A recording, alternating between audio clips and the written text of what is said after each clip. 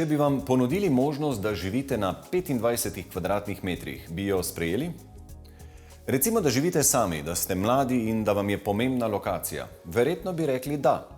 A kako tako majhen prostor urediti na tak način, da bo v njem vse, kar potrebujete za svoj način bivanja in bo hkrati še ličen, svetel in domač? Ni prav lahka naloga, zato se je tudi mlada lastnica stanovanja v Ljubljani obrnila na arhitektko in tu so rezultati.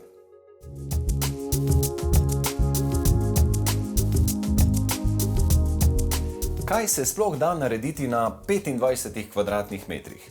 Ja, če se k delu spravita odprtost lastnika ter iznajdljivost arhitekta, potem je odgovor dovolj, celo za dva. Eva, kako ste našli tole stanovanje? V bistvu je bila zelo preprosta izbira. Iskala sem takrat primerno stanovanje zase, glede na lokacijo in jaz pravim, da je stanovanje našlo mene. Kakšno je bilo, da vas je takrat poklicalo? Kaj je imelo, pa česa ne? Imelo je polno svetlobe, imelo je dobro lokacijo, definitivno ni imelo balkončka, ki ga bi hotela takrat, ampak sem sprejela kompromis, tako da so te plusi, predvsem ta razgled, svetel prostor, prevagali tehtnico. Kaj pa stopnice v 5. nadstropje? Te niso bile faktor? Pri meni ne, ker sem osebna trenerka, sem to vzela kot dodaten izziv, vsakodnevno rekreacijo, tako da ni vplivalo to na izbiro. Eva se je zavedala, da sama ne bo kos preureditvi stanovanja po njenih željah, zato se je obrnila na znanko iz študentskih let, arhitektko Janjo Orel. In ko ste prvič prišli v tole stanovanje, v tistem prvotnem, zatečenem stanju, kaj ste pomislili, kakšna so bila sploh izhodišča? Eva, mislim, da je kar dobro zbrala to stanovanje, ker je lepo razporejeno. Všeč nam je bilo, da je v bistvu ta servisni del ločen v prvem prostoru in da je ta bivalni del dokaj pravokoten. Eva si je želela, da postelje ne bi bilo videti, takoj ob vstopu v stanovanje. Zato smo pač predvideli ta poličnik, ki je hkrati tudi knjižna omara in prostor za shranjevanje ter prostor za televizijo. Istočasno pa deluje kot pregrada med posteljo in dnevnim prostorom, ker njena največja želja je bila, da bi se nekako čutilo, da so te kotički malček ločeni, a hkrati povezani. Stanovanje je zelo majhno, ima pa kar veliko shranjevalnih površin. Kako ste to dosegli? Kam vse ste jih skrili? Ja, je kar precej skritih shranjevalnih površin. Rešili smo jih z pohištvom po meri.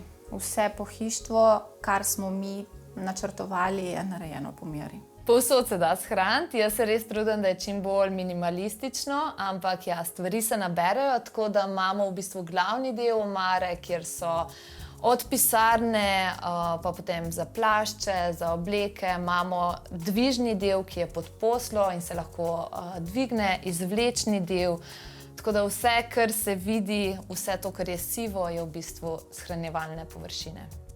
Kako ste se odločili glede barvne palete? Ker je stanovanje majhno in ima samo eno okno, smo se odločili za svetle tone. Nismo želeli dati bele barve zaradi podesta, ker ne bi bilo praktično za vzdrževanje, ker se po podestu hodi.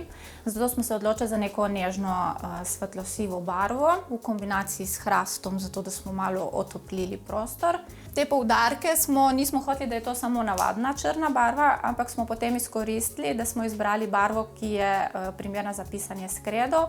Hkrati ima pa tudi delce železa noter in se na njo tudi magnetki primejo. Katere so glavne spremembe, ki jih je doživelo tole stanovanje ob prenovi? Kako se je kaj tloris spreminjal? Kaj ste vzeli, kaj ste dodali? Tloris se ni veliko spreminjal, kuhinja in kopalnica so ostale tam, kjer so. Tako da največji poseg je bil premik radiatorja. Radiator se je prej nahajal pod oknom in do radiatorja so vodile tudi cevi, ki so potekale po celem prostoru. In to nas je oboje zmotilo, tako da smo se odločili, da radiator prestavimo tukaj, kjer je sedaj kavč. Kuhinja je ostala večinoma taka, kot je bila, ker kuhinja je v dobrem stanju. Samo dodali smo tole omarico tukaj ob strani. Kopalnice pa nismo tikali, ker je bila pred kratkim prenovljena. Tole okno sicer nudi čudovite razglede, ampak ne bi bilo pa slabo, če bi v tako majhnem stanovanju bilo dnevne svetlobe še več, a ne? Prav zaradi tega smo se odločili za ta element, da ostane nizek, da ga ne delamo do vrha, toliko da skrije posteljo, hkrati pa da še vedno omogoča, da svetloba v bistvu prodira vsaj malček še do kuhinje. In kdo bi zdaj rekel, da življenje na 25 kvadratih v dvoje ne bi ravno šlo, ampak vi dokazujete, da gre čist lepo v dvoje, ne? Če je ta drugi en takle simpatičen pasji kosmatinec ženskega spola, ne? Ženskega spola, ja, Sola, definitivno dokazujeva, da lahko na 25 kvadratov bivaš v dvoje in mislim, da nama čisto nič ne manjka, saj je tudi Tivoli čisto zraven za dolge sprehode in ko rabva tisto zavetje, je teh 25 kvadratov več kot dovolj.